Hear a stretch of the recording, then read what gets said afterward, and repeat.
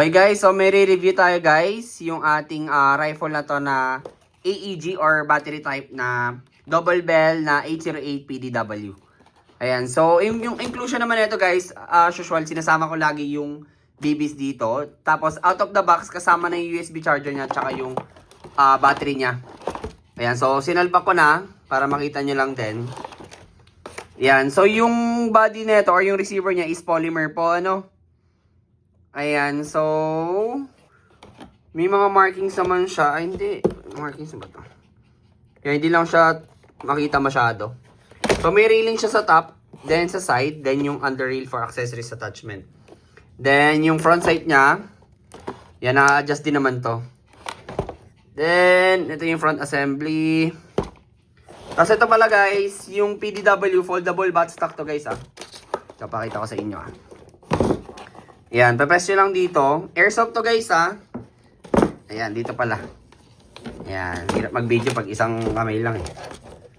Ayan, so foldable buttstock siya.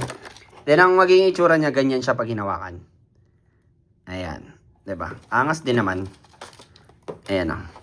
So lightweight lang din naman to, especially AEG, no? The more na mas maganang unit, the more na mas masarap ilaro syempre. Or kung pang hobbies lang naman, pwede rin naman to sa inyo. So meron naman to, nasa Telegram natin to. Tsaka nasa Google Drive natin, pwede siya makita sa catalog natin. So make sure nakafollow kayo sa ating Kuya Kurt Airsoft tsaka Kuya Kurt Gel Blaster sa TikTok. Sa Facebook natin guys, Kuya Kurt Airsoft guys. Meron namang link din sa ating TikTok. Ayan. Then, yung round mag capacity nito, alam ko nasa 200 to 300 din.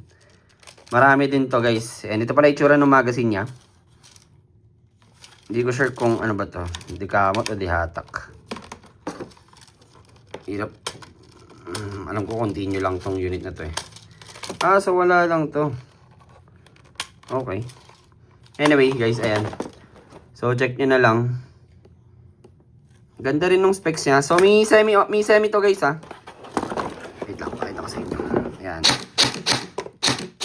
Ayan semi niya. Tapos fire selector niya dito . Ayan. Then nga pala, may charging handle pala to guys. Ayun . Ayan, charging handle niya. So yung part na to, polymer din. Parehas lang ng receiver tsaka nung ano niya. Ayan. Lock natin.